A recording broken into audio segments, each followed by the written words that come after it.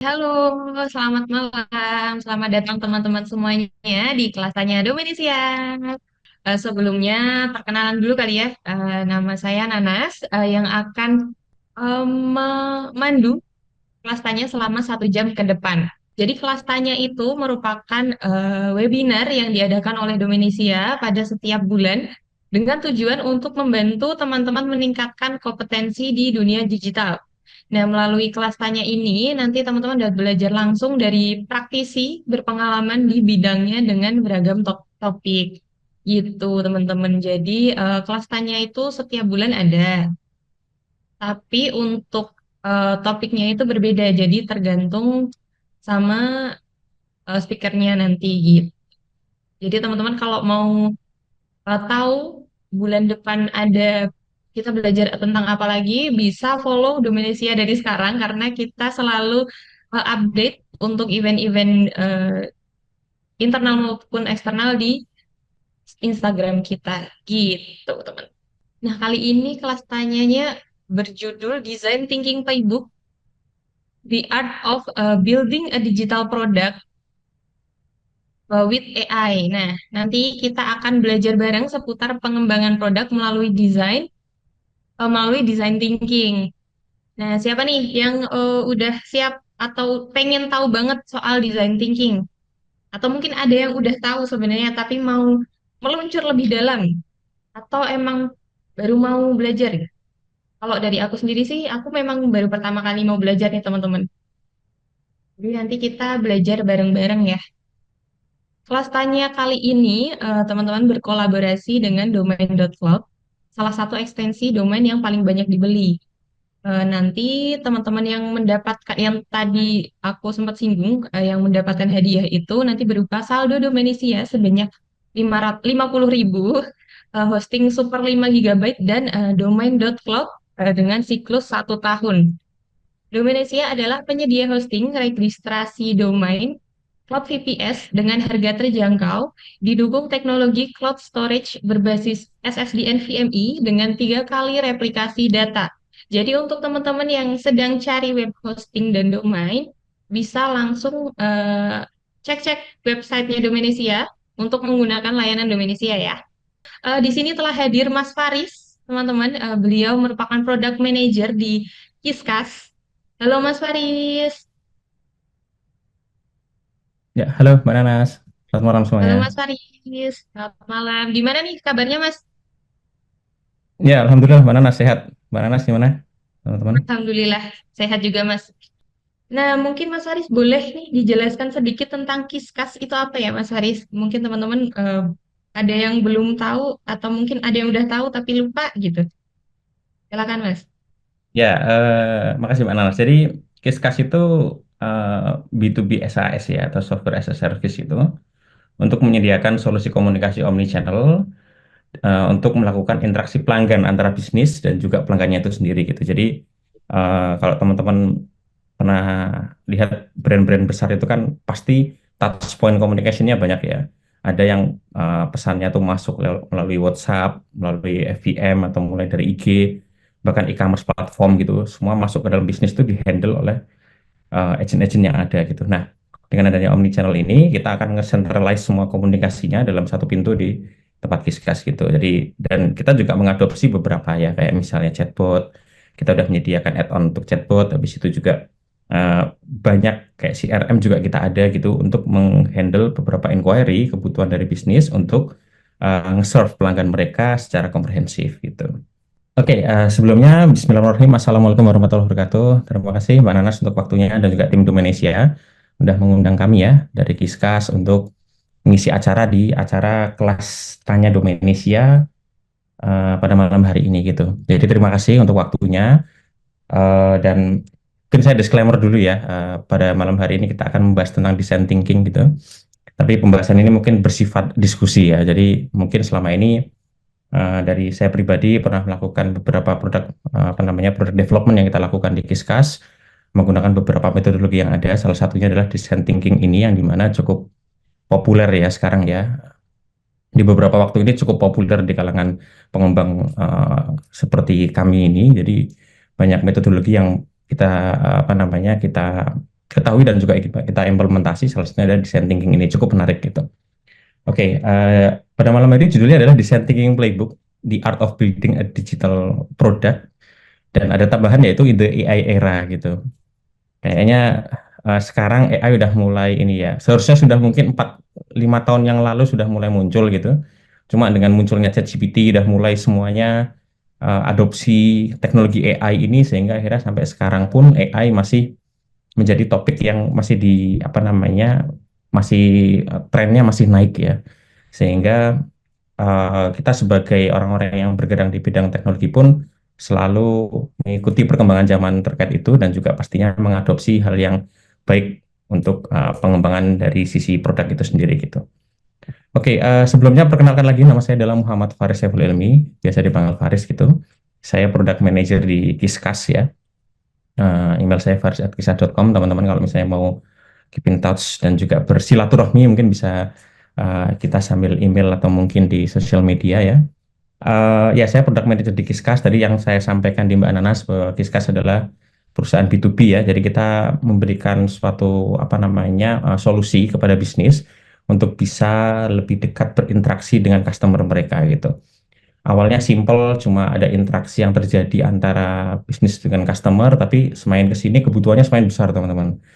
Ada yang ternyata awalnya ada di kita dengan total klien MAU monthly active usernya mungkin cuma 100, tiba-tiba jadi 10.000, ngehandle message yang cukup banyak, bagaimana ngehandlingnya, dan itu akhirnya semua kita harus berpikir secara inovatif untuk bisa memberikan solusi itu. Dan kita juga official partner dari Meta ya, dari WhatsApp Meta, sehingga apa namanya untuk pembuatan WhatsApp API dan sebagainya bisa melalui PSP dari Kiskas itu sendiri gitu. Oke, sebelum masuk ke dalam topik pembicaraan kita yang utama ya terkait konsep design thinking, mungkin kita perlu memahami dulu apa itu produk gitu. Mungkin teman-teman di sini ada yang cukup udah tahu lah ya produk itu apa gitu. Ya, pastinya produk itu adalah sesuatu yang bersifat physical maupun non physical, yang dimana memang dibikin eh, melalui berbagai macam proses tahapan untuk nge-provide benefit kepada market gitu. Jadi bikin produk itu ada tujuannya teman-teman. Jadi nggak asalnya tak bikin aja deh gitu. Terus nanti nggak tahu yang pakai siapa dan tidak ada goalsnya misalnya seperti itu. Jadi produk itu pasti ada yang kita provide apapun itu ada benefit kepada market itu sendiri gitu. Dan pastinya produk itu nggak cuma yang physical gitu, tapi juga bisa secara virtual seperti kita yang kita kembangkan yaitu Kiskas Omnichannel Chat ya. Kalau physical pun sekarang teknologi udah mulai ada ya kayak misalnya IoT gitu sudah mulai pengembangan antara physical maupun apa namanya virtual misalnya atau even service juga atau jasa gitu. Jadi teman-teman kalau misalnya punya sebagai seorang fotografer gitu pastinya tidak menjual produk kameranya kan. Kalau menjual kameranya nanti nggak punya buat kerjanya. Ya artinya jasa. Ya jasa itu juga bagian dari produk itu sendiri itu. Bagaimana teman-teman ngedevelop suatu produk itu, as a produk itu untuk nanti bisa dijual atau dikomersialkan atau mungkin jasa yang diberikan oleh teman-teman itu memiliki benefit kepada market gitu. Kayak tukang jahit dan sebagainya. Nah, jasa-jasa itu bisa disimpulkan dengan sebagai bernama produk itu sendiri gitu. Ya, lalu apa perbedaan antara produk dan juga project? Jadi ini sebelum masuk ke design thinking kita perlu memahami dulu. Biasanya ada teman-teman mungkin sangat familiar dengan namanya product manager atau mungkin project manager karena dulu saya sebelumnya juga project manager di kantor sebelumnya ya. Lalu ketika dan masuk ke Kiskas pun pertama based on project itu dengan pilot project yang terjadi karena saya masuk ke research and development team awalnya gitu. Sekarang udah jadi product team gitu. Dan saya produk gitu. Jadi apa sih bedanya gitu? Apakah sama atau kan berbeda gitu? Jadi pada dasarnya produk dan juga project itu berbeda teman-teman. Dari life cycle-nya berbeda, dari dokumen yang diberikan pun juga beda, pendekatannya pun juga beda gitu. Garis besar yang ada di sini adalah kita lihat bahwa kalau produk itu ada berbagai macam step, multiple stage ya, dan itu cukup apa namanya ya, iteratif dan juga pastinya harus grow. Karena kembali lagi kalau kita bisa dibilang namanya startup itu kan perkara mindset ya. Startup itu adalah mindset. Mindsetnya startup adalah growth gitu. Jadi ketika startup memiliki produk sama artinya bahwa produk pun juga harus tetap berevolusi dan juga growth. Nah, kalau kita lihat dari apa namanya flow yang ada di sini ya. Jadi produk itu terbentuk dari ide yang baru. Habis itu ada suatu opportunity yang teridentifikasi. Setelah itu nanti keluarlah suatu agreement bahwa kita akan bikin produk itu, ke develop, lalu mungkin market launch atau product launch, habis itu muncullah produk life cycle yang terjadi di situ. Nah, kalau project agak beda nih. Project sebatas project mulai finish, start, kick off, dan finish, atau biasanya disebut live, seperti itu. Nah, secara harfiah ya mungkin ya, namanya produk itu adalah suatu solusi yang ditawarkan, yang kita desain sedemikian rupa untuk mengisi kebutuhan dari spesifik market berdasarkan kebutuhan dari customer itu sendiri gitu. Dan biasanya apa namanya kebutuhannya itu juga long term use. Jadi nggak apa namanya temporary solution kayak gitu. Jadi memang penggunaannya jangka panjang dan pastinya evolution atau growth gitu. Nah, produk itu memiliki beberapa multiple stage ya. Stage-nya tuh macam-macam gitu. Kalau kita lihat di sini adalah ada new idea opportunity terjadi, habis itu product launch, muncullah product life cycle gitu. Secara garis besar juga bisa diidentifikasi dengan seperti ini. Awal muncul dengan konsep, lalu muncullah development fase, pengembangan yang terjadi. Habis itu kita market launch atau product launch, kita jual ke market. Habis itu baru nanti akan bertambah, akan growth terus. Ketika growth, nanti akan mature atau udah matang produk itu. Dan justru di sini adalah critical phase-nya menurut saya. Apakah ketika sudah matang itu kita akan berevolusi, akan bisa expansion lebih gitu dari revenue yang didapatkan dari company kita, perusahaan kita, atau justru bisa decline. Nah, ini banyak terjadi fase-fase decline atau sunset. Kita bisa bicarakan namanya adalah sunset. Produk yang sudah dimatikan, kita matikan. Ya jujur saya pernah nge-sunset produk yang ada di Kiskas gitu. Jadi rasanya agak-agak nggak enak-enak gimana gitu ya. Jadi itu yang jangan kita harapkan. Jadi biasanya fase-fase sunset itu terjadi ketika apa namanya introduction pertama, ketika kita menentukan market dan kita mulai melivekan produk itu juga ada potensi di sana, atau mungkin yang paling terakhir ini yaitu ketika sudah mature atau sudah mulai kayaknya udah nggak bisa diimprove lagi gitu dan susah secara kapabilitas dari technical atau mungkin solusi yang diberikan terkendala, akhirnya bisa decline gitu. Nah gitu, jadi di poin 4, 5, 6 ini juga nanti akan masuk dalam product life cycle teman-teman. Nanti mungkin akan kita share setelah ini ya. Nah, jadi kurang lebih konsepnya multiple stage di produk seperti itu. Nah, project seperti apa? Nah, kalau project pastinya temporary ya, temporary solution atau temporary apa namanya suatu uh, solusi yang diberikan kepada suatu klien gitu, tapi memang spesifik hanya untuk kebutuhan mereka gitu. Dan itu ya pastinya project life cycle seperti itu ya, kayak initiation gitu. Kebutuhannya apa sih dari klien kita gitu? Oh ternyata dia butuh aplikasi untuk nge-handle customer. Oke, kita bikin. Langsung kebutuhannya apa nih spesifik untuk klien itu sendiri gitu. Di planning, execution, di eksekusi, di monitoring, kontrol, habis itu yang terakhir di closure. Jadi kayak nanti ketika sedang planning juga ditentukan kayak misalnya main days-nya berapa hari untuk mengeksekusi ini, atau mungkin manpower-nya diallocate berapa orang yang bisa in charge dalam project itu sendiri gitu. Tapi ketika project finish di delivery itu selesai gitu. Kecuali ada maintenance secara agreement bahwa ini akan sampai setahun setelah itu lepas itu, tapi pasti temporary gitu. Dan dokumentasinya juga beda teman-teman. Kalau misalnya produk kita harus bikin ketika new idea atau konsep sudah dijadikan untuk di development, kita butuh namanya misalnya PRD atau Project Requirement Document. Itu untuk sebagai pegangan bahwa produk itu harus sesuai dengan scope yang kita tentukan. Kalau di project agak beda, nggak ada PRD, mungkin adanya semacam blueprint gitu. Untuk nge-scope project tersebut jangan sampai apa namanya keluar dari scope-scope yang ditentukan. Ya kalau keluar ya harusnya request change gitu, tambahan dong, harusnya bikin ini kenapa ditambahin itu. Kayaknya teman-teman ada ya. Ya saya dulu pernah ngalamin juga ketika blueprint tidak ditandatangani bersama gitu, ketika bikin kayaknya kurang ini deh mas, kayaknya kurang ini gitu. Karena nambah terus, jadi akhirnya apa namanya jadi main days-nya terlalu lama gitu, nggak jadi optimal project-nya. Ya itu jadi ada beberapa perbedaan. Terus di project juga diakhiri dengan biasanya delivery ya, UAT testing, delivery, dan akhirnya nanti kayak misalnya di BAST atau berita acara serah terima misalnya dan sebagainya. Nah, itu perbedaannya antara produk dan juga project gitu. Nah, kalau berbicara masalah produk itu, nah antara project ya ini kurang lebih tadi ya comparative summary-nya gitu secara nature. Kalau produk continuous, kalau project temporary. Goals-nya juga beda. Kalau produk itu nge-provide value yang ada untuk kebutuhan banyak customer, tapi kalau project itu ya spesifik, objektif lah ya, sesuai dengan kebutuhan dari klien itu sendiri gitu. Life cycle-nya evolving atau berkembang, tapi kalau project ya udah hanya ketika start dan juga end project gitu. Fokusnya di market niche, customer satisfaction atau kepuasan pelanggan, tapi kalau fokusnya project itu deliverables-nya. Timeline-nya juga bisa, budget juga bisa. Stakeholder-nya beda, matrix-nya, dan juga maintenance-nya. Stakeholder juga beda ya. Ini yang kita nanti akan bahas yaitu terkait dengan product thinking, di mana customer centric itu juga paling penting. Karena itu sebagai apa namanya stakeholder kita juga ketika mengembangkan produk itu sendiri.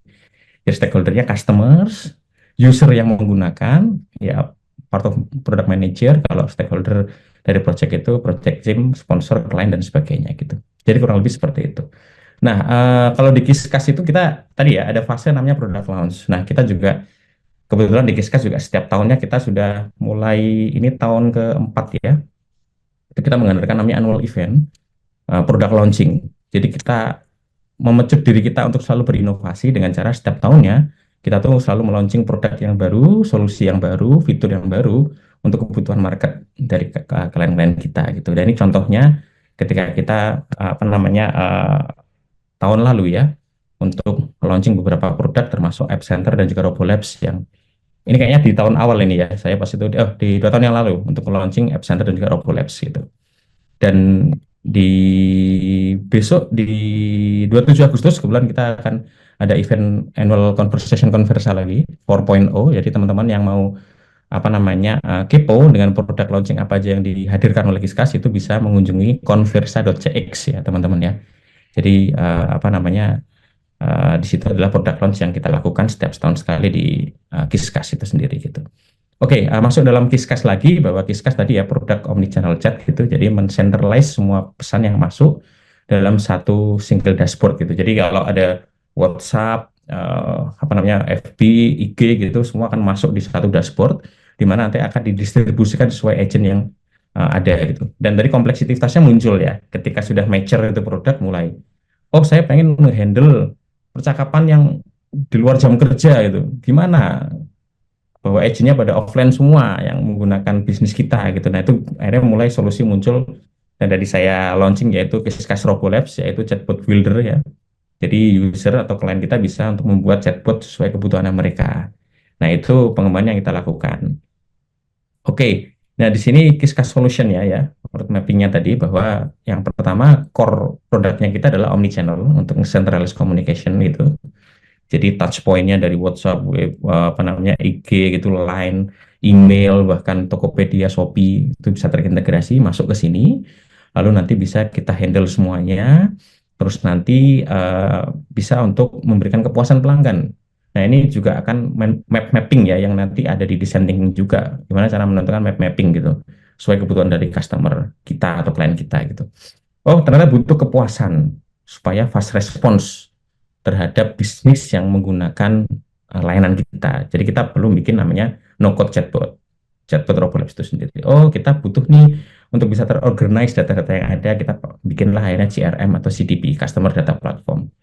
Oh, kita mau pakai target nih, di mana pakai broadcast scheduler, di-personalize. Mungkin bisa komunikasinya pakai video maupun voice call. Atau di-optimize pakai analytics gitu. Jadi semua adalah add-on feature yang ada atau di scale up gitu, pengen diintegrasi dengan selain yang ada di sini, diintegrasi dengan Zendesk, dengan aplikasi CRM yang lainnya dan sebagainya, itu juga bisa dilakukan menggunakan Kiskas App Center gitu.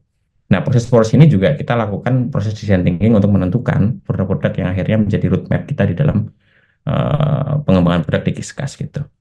Oke, kembali masuk ke topik terkait produk ya. Jadi tadi ada produk, contoh-contoh produknya ada di Kiskas gitu supaya tadi saya sampaikan supaya nanti agak relate ya dengan apa yang kita sampaikan.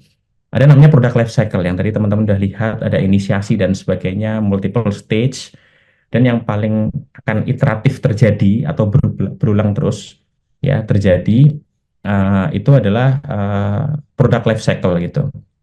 Nah, artinya iteratif berulang terjadi adalah ketika ini harus diimplementasi di beberapa feature yang ada gitu. Karena kita spesifik nggak cuma di produk tapi di feature gitu.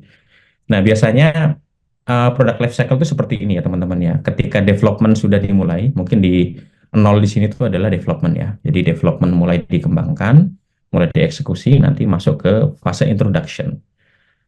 Growing customer, building brandnya terbentuk, jadi awareness juga mulai produk itu muncul di permukaan ya ketika produk launch. Nanti di situ juga mulai membahas tentang pricing dan juga distribusinya seperti apa. Itulah di fase introduction. Nah, di sini juga ada critical ya, fase-fase critical di mana produk itu apakah fit to the market atau tidak gitu. Pastinya di sini juga harus ada kolaborasi ya antara kita sebagai seorang technical di sisi ya mau desainer, developer dan sebagainya, development team juga dengan tim-tim bisnis yang ada gitu. Sehingga ini juga menentukan di fase introduction. Habis itu ketika sudah dirilis muncullah growth, meningkat. Produk itu mulai banyak penggunanya, mulai digemari, mulai apa namanya usage-nya mulai meningkat. Makanya di situ akan gaining profit. Perusahaan akan mendapatkan profit ketika di fase growth ini gitu. Di mana mulai demand-nya mulai muncul untuk produk itu, bahkan mulai muncul feedback yang ada gitu, bagaimana kita akhirnya bisa apa namanya memprovide feedback yang ada gitu, apakah feedback itu valid hanya untuk, apakah itu cuma untuk customer itu atau mungkin seluruh klien juga butuh itu yang perlu difilter juga gitu, sampai akhirnya nanti fase ketiga adalah maturity. Nah, itu sudah mature, produknya sudah matang. Nah, di sini juga fase yang sangat mengerikan gitu teman-teman. Di sini mulai sales peak, secara profit perusahaan meningkat, kita ya sebagai company yang memiliki produk itu mulai meningkat di sini. Habis itu perkembangannya mulai stabil growth-nya. Udah mulai tadi produk-produk udah ada, mulai melakukan improvement dan sebagainya, atau mungkin sudah mulai banyak apa namanya ya leads yang mulai muncul bahkan hingga mau renewal gitu. Di situ udah mulai. Tetapi di situ kita butuh suatu inovasi yang baru untuk nge-retain customer-customer kita itu. Kalau tidak, ya pasti kompetitor akan nge-tackle itu semuanya. Dan di situ fase kritisnya kalau misalnya itu terjadi, teman-teman akan melakukan decline. Sales akan turun, semua akan turun semuanya, rem down semuanya gitu. Sehingga akhirnya akan di sunset. Nah, itu jangan sampai terjadi itu. Makanya apa yang akan kita lakukan ketika sebelum sunset itu terjadi adalah product extension yang ada di hijau-hijau itu. Yaitu fungsinya untuk men-increase sales dan juga nge-retain customer kita. Dengan cara apa? Pastinya inovasi gitu. Jadi inovasi-inovasi apa yang dilakukan, bagaimana cara inovasi ini bisa kita munculkan, ide-ide yang muncul, lah itu konsep-konsep itu yang perlu diterapkan juga menggunakan metode yang ada yaitu design thinking ya, supaya nggak cuma ketika kita memulai produk itu launch, tapi juga ketika kita retain. Jadi memang di fase startup ini kita yang sudah saya rasakan juga adalah memang kita harus memaksa diri kita untuk selalu growth, bertumbuh. Dan itu di fase apapun pasti harus melakukan itu ya. Jadi apa namanya nggak cuma ketika produk muncul tapi juga ketika produk itu lagi di atas-atasnya gitu. Oke, tadi berbicara tentang produk life cycle juga ada namanya MVP. Mungkin teman-teman cukup familiar nggak ya nama dengan MVP di sini atau minimum viable product. Ya, jadi ketika apa namanya development fase dimulai dari produk itu juga paling sering digunakan adalah namanya konsep MVP gitu atau minimum viable product. Jadi ketika kita bikin kayak di dalam gambar itu ya. Jadi ketika mau bikin suatu produk mobil gitu outputnya itu jangan dibikin bannya dulu. Habis itu setelah ban nanti yaudah ada pengembangan lagi nih. Aku kasih gardannya gitu, gardan as atau apapun itu. Habis itu nanti aku kasih AC-nya itu. Habis itu baru nanti jadi produk gitu. Nanti udah lari semua itu produk apa namanya leads yang masuk ke kita gitu. Jadi MVP yang dari contoh yang digambarkan ini adalah ya udah objektif goals-nya apa sih dari produk itu. Misalnya saya ingin mobilitas gitu yang nyaman untuk saya pakai gitu. Untuk pindah ke suatu tempat itu. Oke, kalau gitu kita bikinkan yang simple menggunakan skateboard. Habis itu udah mulai bisa kita kembangkan, kita munculkan namanya skuter. Habis itu bersepeda, motor, akhirnya baru mobil gitu. Sehingga klien-klien kita yang akhirnya menggunakan bisa kita retain, apa bisa kita retain ya dengan oh ada lagi nih pengembangan yang baru, ada lagi nih gitu. Dan biasanya early adopter atau pengembang apa namanya ya, klien kita yang baru ya, kita sebut namanya early adopter, itu tuh juga paling menentukan kita juga gitu. Jadi kita biasanya juga ngasih kadang diskon ke mereka, kita kasih bahkan kita melakukan survei juga kepada mereka, dan itu apresiasi kita yang berikan kepada mereka adalah beberapa pengembangan yang terjadi atau upgrade feature-nya kita berikan pertama dulu kepada mereka gitu. Nah, itulah MVP yang dijadikan patok apa namanya ya, guideline kita ketika mengembangkan produk. Jadi ya simple version dari produk yang nanti akan kita rilis gitu. Nah, ada beberapa apa namanya aspek ya. Kenapa MVP itu tuh butuh kita lakukan dan kita berikan gitu. Yang pertama adalah uh, core functionality-nya dulu gitu. Jadi yang perlu garis bawahi teman-teman adalah ketika nge-develop suatu fitur atau produk itu tuh ya fungsi utamanya dulu yang perlu di apa namanya bikin untuk para early adopter kita gitu. Ini jangan sampai fiturnya udah merasa kayak kompleks kita kasih ternyata nggak dibutuhkan. Kadang hal-hal itu sering terjadi gitu. Habis itu early dan juga frequently release jadi kayak akan selalu cepat ya dalam apa namanya ketika ngerilis suatu produk itu karena memang kebutuhannya marketnya tertentu karena ada early adopter jadi kita harus selalu berkembang itu supaya MVP itu menjadi lebih sempurna itu lebih baik gitu terus menerima customer feedback juga penting gitu karena itu yang paling penting untuk improve produk kita gitu terus iteratif development atau perulangan terus jadi apa improvisasinya terus dilakukan supaya goals kita tercapai untuk tadi itu mobil ya atau memberikan mobilitas yang baik bagi dan nyaman bagi customer kita misalnya seperti itu. Nah MVP itu paling sering dipropose ya dalam suatu product management. Oke kita masuk ke pembahasan utamanya yaitu design thinking teman-teman agak panjang tadi ya biar agak relate lah ya dengan karena kita membahas tentang produk itu sendiri gitu. Jadi design thinking itu apa sih teman-teman gitu? Design thinking itu adalah iteratif ya perulangan yang dimana pendekatannya adalah memecahkan suatu masalah yang ada di customer itu mendekatkan dengan pendekatan human center atau biasanya kalau kita sebut namanya customer centric ya, ya customer centric atau apa kebutuhan yang ada di customer kita itu sendiri gitu. Jadi kita harus merasakan apa yang customer kita atau end user kita rasakan dari kendalanya, dari apa yang mereka butuhkan, dan pendekatan-pendekatan itu yang paling menjadi highlight dari design thinking ini sendiri gitu. Jadi pendekatan itu yang akhirnya nanti akan solve suatu problem yang kompleks dengan kreativitas dan juga inovasi.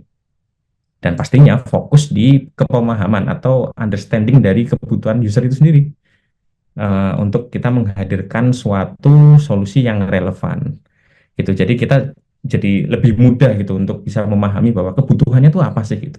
Karena selain design thinking macam-macam ya metodologinya ya. Ada yang pendekatannya dari apa forecasting misalnya tren gitu. Jadi pendekatan atau pembuat buat bikin produk karena lagi tren gitu. Jadi bukan melalui design thinking ada juga gitu.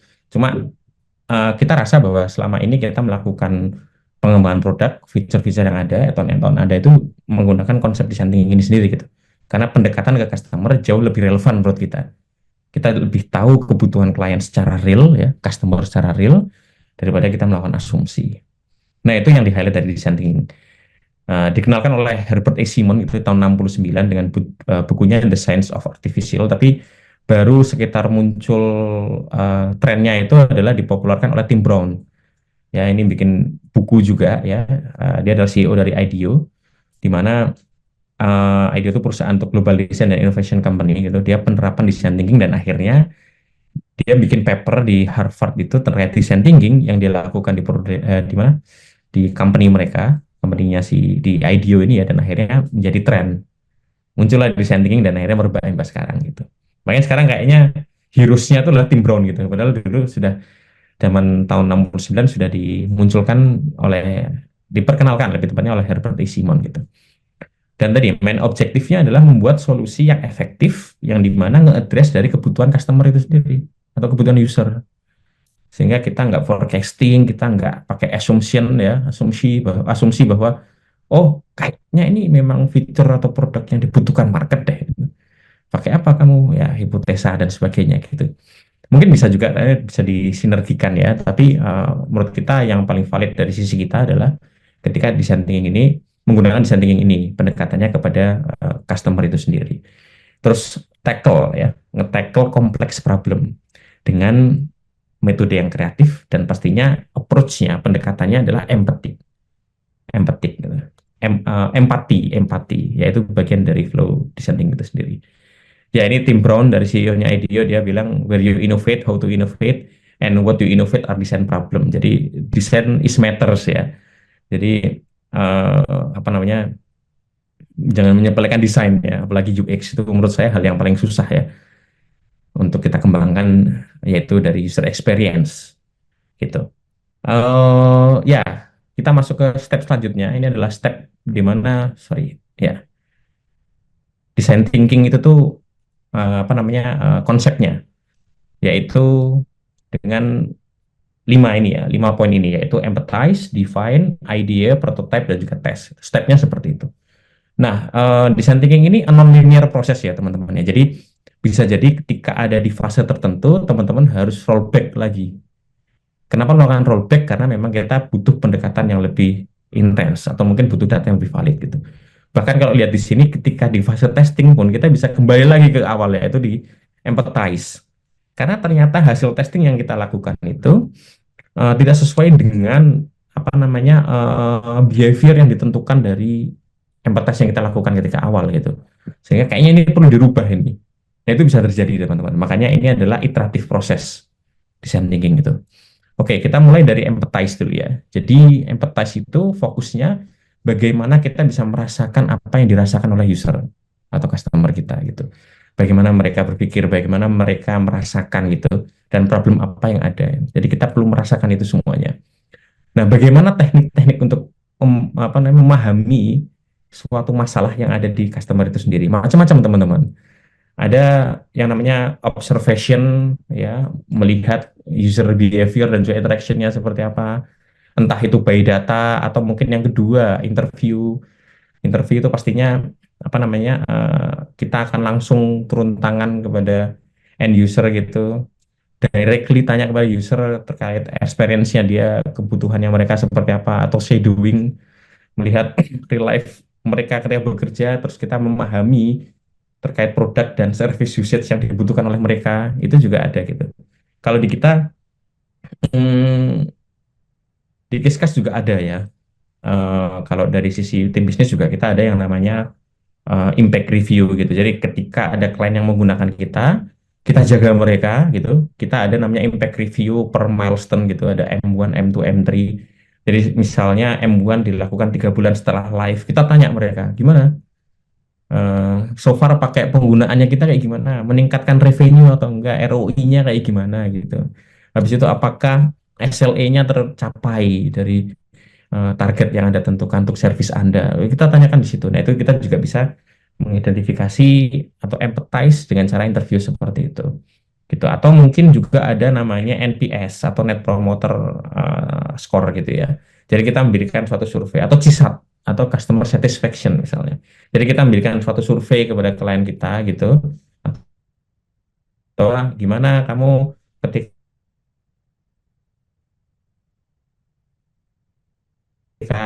tradisional tuh seperti apa kendalanya dan sebagainya. Itu bisa melakukan survei yang ada itu. Nah, itu empathize. Jadi ketika kita bisa mendapatkan data itu ya, atau kita bisa merasakan apa yang dirasakan oleh customer dan sebagainya, entah itu by data dari observasi atau mungkin dari interview, langkah selanjutnya adalah define, menentukan produk apa yang ingin dibikin oleh teman-teman itu sendiri gitu. Jadi di define ini formulanya adalah kita harus memecahkan suatu problem itu ya dari data yang kita dapat dari empathize tadi ya, fase empathize, dan fokus di sana gitu. Jangan fokus di lain hal gitu. Biasanya kayak ini banyak ya, apa ya istilahnya namanya, udah terlalu apa, mikirnya kemana-mana gitu. Nah itu kita harus fokus di sana. Makanya ada namanya persona tekniknya. Persona itu adalah buat semacam user profile fiksi gitu. Jadi kayak misalnya, oh customer Kiskas gitu, kayak aplikasinya digunakan oleh orang bapak-bapak umur berapa sih gitu. Kita bikin persona di sana. Sebenarnya dia kesulitannya apa sih gitu. Kesulitannya misalnya dia untuk ngehandle beberapa pelanggan yang banyak itu nggak bisa dan sebagainya, itu namanya user persona gitu. Terus habis itu, sorry, selain user persona, ada lagi point of view. Nah, kita harus melihat dari point of view itu, misalnya struktur POV itu kayak pengguna, user. Siapa sih yang memiliki kebutuhan ini gitu? Apa yang dibutuhkan pengguna, itu needs-nya atau insight-nya, mengapa kebutuhan itu penting gitu. Dan yang terakhir kayak how might be gitu, oh how might we gitu. Kayak misalnya eh, formulasi tadi itu tantangan desain dalam bentuk pertanyaan atau misalnya bagaimana cara untuk nge-solve itu gitu. Misalnya tadi kalau misalnya persona memberikan gambaran mendalam tentang pengguna yang mewakili beberapa segmen, ya, kalau POV itu mendefinisikan masalah spesifik, kalau how might we itu adalah masalah yang dari POV itu, jadi nanti akan jadi pertanyaan yang dapat dieksplorasi dan nanti menemukan solusi yang inovatif gitu. Nah itu untuk define, habis itu ideate ya, menggunakan solusi gitu. Macam-macam tekniknya, mungkin teman-teman udah cukup familiar namanya brainstorming gitu.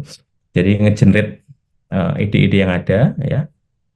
Dan paling penting adalah without immediate judgment ya. Jadi kayaknya banyak banget brainstorming tapi langsung ngejudge di, oh itu nggak cocok deh gitu kayaknya. Nah itu kayaknya perlu di ini juga di, di tackle tuh hal-hal seperti itu. Bisa dengan lebih wise atau lebih bijak gitu. Mind mapping itu visualisasi ide dan juga relationship dengan konsep gitu.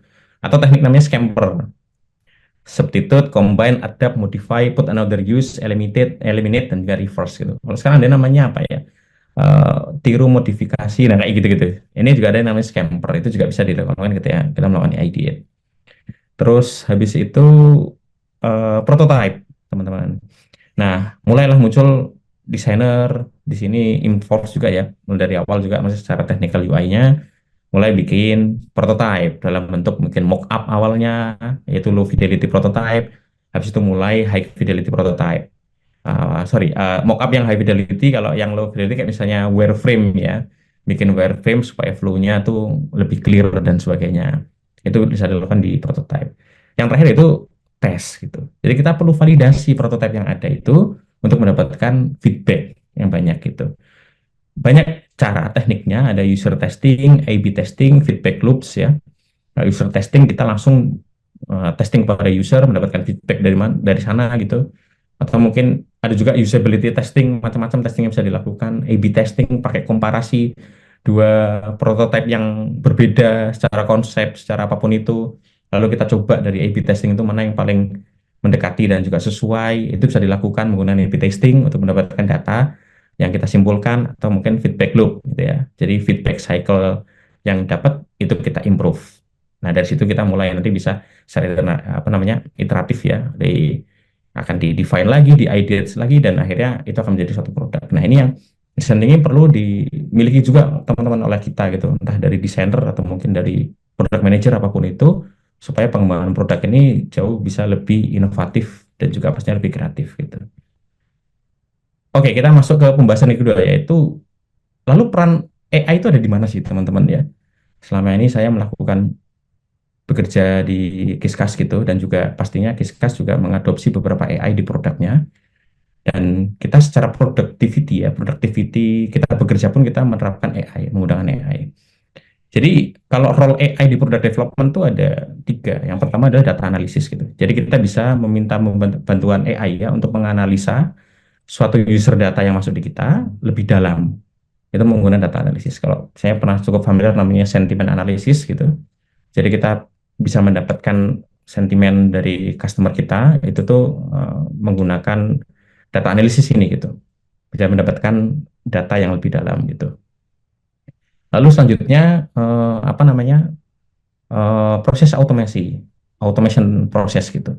Nah dengan adanya AI ini juga membantu proses development kita supaya lebih cepat gitu.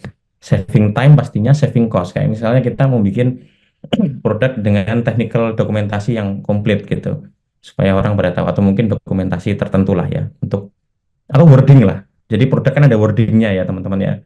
Kayak ini fiturnya buat apa sih? Gimana caranya untuk bikin kalimat yang mudah gitu dimengerti, tapi nggak bertele-tele gitu. Nah itu kita bisa menggunakan improve text yang ada di AI atau customisasi gitu. Jadi AI itu juga bisa mengenable produk personalisasi karena memang fungsi AI itu bisa mempersonalisasi sesuai dengan kebutuhan kita berdasarkan dari user preferences itu, preferensi user itu sendiri gitu. Nah, itu pengaruhnya AI di product development. Lalu juga yang paling penting ini adalah bagaimana sih kita mengintegrasikan AI di tahapan-tahapan design thinking yang tadi kita jelaskan tadi itu. Ada empathize, define, ideate, prototype, test, itu pun juga bisa kita apa ya, kita integrasikan, kita sinergikan antara AI dan juga kepemahaman design thinking yang kita miliki gitu. Oke, yang pertama adalah dari empathize itu sendiri ya. Tadi kita lihat goals-nya empathize adalah untuk meningkatkan kepemahaman kita terkait dengan kebutuhan customer itu sendiri atau behavior customer. Nah, tekniknya dengan cara misalnya sentimen analisis ya. Jadi kita melihat user feedback-nya secara analisis apakah sentimen itu positif maupun negatif misalnya. Apakah sentimen ini mengarahkan ke suatu intensi bahwa produk ini kayaknya kebutuhan customer ini kayaknya nggak cocok dengan apa namanya dengan menggunakan produk yang seperti ini. Jadi sentimen analisis bisa diterapkan untuk meningkatkan apa kepemahaman kita terkait kebutuhan customer di fase empathize atau behavioral analytics. Kita bisa melihat behavior dari data yang kita miliki dengan summarize dari AI sehingga kita tahu nih, oh behaviornya dari customer-customer kita itu seperti apa sih? Nah, itu bisa menggunakan teknik behavior analytics atau social listening. Jadi bisa monitoring sosial media juga tren. Tadi itu kayak forecasting atau mungkin kayak misalnya tren yang ada itu coba dikombin gitu dengan data-data yang ada dari kita. Apakah itu sesuai atau tidak? Nah, itu bisa dilakukan menggunakan bantuan dari AI itu sendiri gitu. Atau ketika kita define suatu produk itu, ketika ada suatu problem statement gitu, terus kita butuh data insight yang lebih banyak gitu. Itu bisa menggunakan data clustering misalnya atau mungkin root cause analytic gitu. Jadi kita bisa mengidentifikasi terkait isu yang ada ya, terus dengan beberapa pattern data gitu. Oh ternyata isu yang ada dari sentimen yang ada, data-data yang sudah kita miliki itu tuh ternyata akar permasalahannya di sini loh. Sehingga akar permasalahan ini yang nanti bisa kita apa namanya kita convert menjadi suatu user story misalnya. Di teman-teman kayaknya pernah dengar ya namanya user story atau mungkin jauh lebih paham itu tentang user story. Jadi kita bikin produk kita harus tahu tadi itu biasanya muncul di ideate ya user story-nya. As a user I want to create misalnya gitu. Misalnya sebagai seorang user saya punya kendala untuk handle percakapan yang masuk karena banyaknya percakapan yang masuk dari berbagai macam channel yang ada gitu. Jadi sebagai user saya ingin bisa memanage percakapan yang masuk ke saya dengan saya dapat didistribusikan ke karyawan yang lain atau distribusi ke agent lain, misalnya seperti itu. Atau sebagai user, saya ini terlalu apa namanya sebagai user itu terlalu pusing dengan banyaknya load. Saya ingin adanya apa namanya chatbot gitu atau adanya bot yang bisa menjawab pertanyaan di luar jam kerja. Misalnya seperti itulah ya. Nah, dari user stories itu akan di-generate menjadi real problem ya, problem yang sesungguhnya, realnya seperti apa, lalu ada solusinya, lalu tadi muncul di how might be-nya ya, how might we-nya itu seperti apa gitu, untuk bisa meneruskan itu. Nah, root cause analisis itu bisa dilakukan dengan bantuan dari AI, atau mungkin di idea tadi ya, generate dan evaluate innovate ideas gitu. Jadi apa namanya, ada yang namanya generative design gitu, bisa menentukan parameter yang sesuai ketika ide itu dimunculkan atau mungkin sistem rekomendasi kayaknya ada cukup familiar juga dengan sistem rekomendasi ya. Nah, terus bisa ngasih suggestion berupa fitur yang paling sesuai dengan preferensi user itu sendiri gitu. Nah, kalau di prototype ini kayaknya juga teman-teman kayaknya uh, kayaknya desainer jauh lebih apa namanya banyak menggunakan ini ya seharusnya ya ketika ngedevelop dan juga bikin prototipe itu tuh kayaknya banyak gitu. Kalau di sini tuh tekniknya ada namanya rapid prototyping tools gitu atau interactive prototype gitu. Jadi bikin mock up untuk nanti ditestingkan dan sebagainya secara otomasi gitu. Kalau saya lihat kayaknya udah mulai banyak muncul ya sekarang kayak apa namanya di Figma itu udah mulai ada namanya AI apa namanya AI feature gitu untuk setahu aku namanya apa ya agak lupa ya. Jadi semacam add-on yang ada di Figma gitu, dia untuk nanti bisa untuk ada promnya nanti saya mau bikin produk tentang customer engagement platform atau mungkin tentang warehouse management system gitu. Nanti color palette-nya bisa ditentukan. Jadi dia bisa bikin kasih rekomendasi color palette seperti itu atau mungkin kayak rekomendasi desain yang sesuai dengan preferensi yang kita bikinkan. Nah, itu bisa juga itu. Ada berbagai macam tools yang bisa kita adopsi lah ya di dalam proses development ini. Dan yang terakhir yaitu di sisi testing. Jadi refine the problem statement based on data insight. Bisa dilakukan dengan metode yang tadi saya sampaikan yaitu kayak misalnya A/B testing gitu. Jadi kita bisa melakukan testing otomasi dari A/B testing yang ada sehingga nanti ketika user itu sudah sesuai dengan apa yang dikehendaki dari user preference-nya itu bisa secara otomatis kita dapat datanya gitu atau mungkin user behavior analysis kita bisa tahu real time analysis dari interaksi di prototipe itu sendiri misalnya seperti itu feedback analysis gitu. Kayaknya sekarang juga kalau metode testing udah mulai banyak ya kayak Selenium kayaknya udah mulai muncul Selenium IDE itu ada yang namanya add-on untuk apa namanya AI juga gitu nge-generate suggestion gitu potensial bug yang ada gitu itu juga apa namanya juga mulai ada gitu. Bahkan kalau di Kiskas itu sendiri kita apa namanya kita setiap tahunnya itu udah tahun kedua sih ini lebih tepatnya baru tahun kedua ada yang namanya Hack Week ya jadi kayak ada sayembara bikin suatu apps dengan mekanisme AI untuk bisa mendukung apa namanya internal proses yang ada di kita. Jadi secara productivity itu kayak bisa meningkat gitu. Kayak kemarin saya bikin gitu, ini baru penjurian nih by the way teman, karena dapat hadiah gitu. Kemarin kayak saya bikin kayak misalnya code ya untuk code review itu menggunakan AI gitu. Jadi nggak cuma didesain aja gitu. Jadi ketika code review pun kita bisa analisa potensial bug misalnya menggunakan AI. Nah itu sih. Jadi macam-macam AI itu bisa diadopsi di berbagai macam proses development nggak cuma dari sisi teknikal bahkan di design thinking pun bisa kita kombinasikan gitu. Oke. Ya, nggak hanya untuk increase productivity. Jadi kita sebutkan bahwa stage itu untuk menolong atau membantu kita meningkatkan produktivitas. Tapi juga AI bisa diadopsi sebagai produk atau mungkin sebagai feature gitu.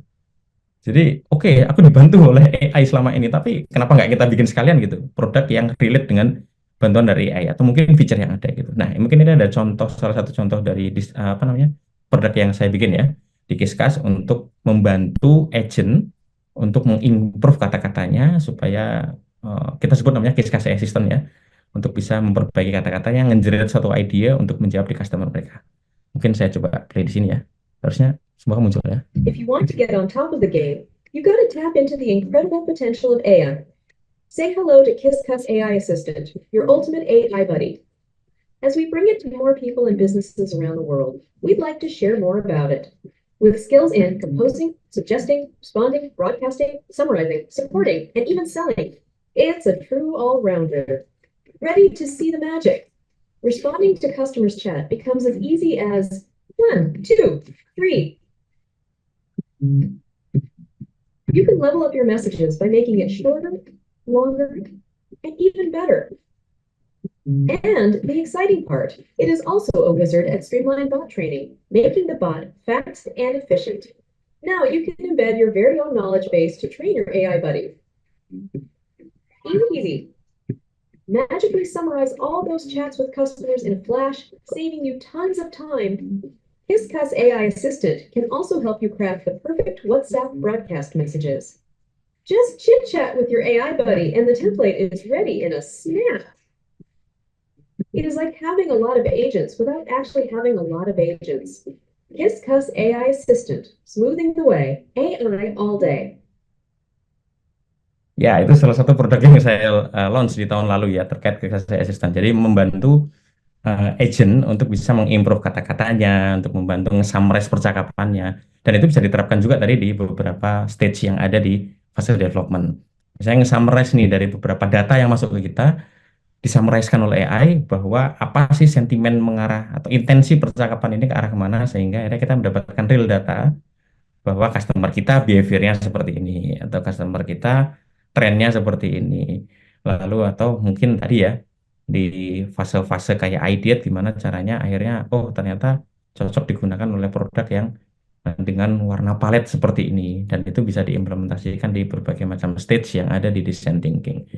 Nah, ini salah satu produk juga selain dari Kiskas Assistant, saya bikin Kiskas RoboLabs ya, untuk meningkatkan personalitas atau lebih tepatnya untuk fast respon kepada customer. Jadi kalau tadi customer ngechat ke agent doang, itu dijawab oleh bot ya, oleh Kiskas RoboLabs, sekarang muncul produk baru di dalam Kiskas RoboLabs ya, namanya LLM Base, di mana akan dijawab oleh AI langsung secara itu juga gitu.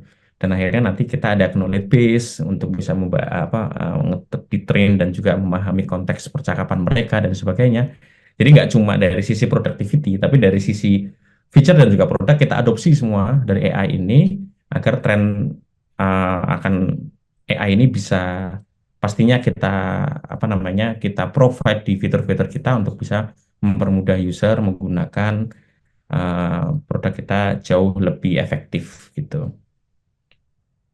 Dan ini contohnya nih ya, kayak misalnya teman-teman bisa ke Instagramnya Wiki Wira Usaha gitu, dari Kadin, itu kalau chat di DM IG-nya itu pasti dijawabnya oleh AI-nya Kiskas gitu. Jadi tanya apapun di sana dijawabnya oleh AI. Makanya jangan marah-marah di sana.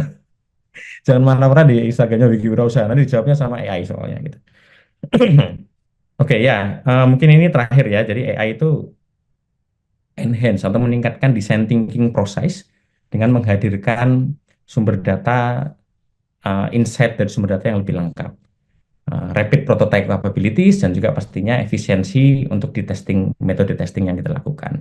Dan kedepannya pasti dengan adanya kesinambungan antara AI dan juga design thinking ini akan kita bisa menjadi lebih inovatif dengan pendekatan user centric atau kepemahaman yang dimiliki oleh user itu sendiri. Mungkin cukup sekian dari saya. Terima kasih. Mungkin selanjutnya saya kembalikan ya ke Mbak Nanas. Terima kasih semuanya. Terima kasih sekali lagi untuk teman-teman yang sudah mengikuti kelas Tanya Domenesia Design Thinking Playbook, The Art of Building a Digital Product kali ini. Dadah teman-teman.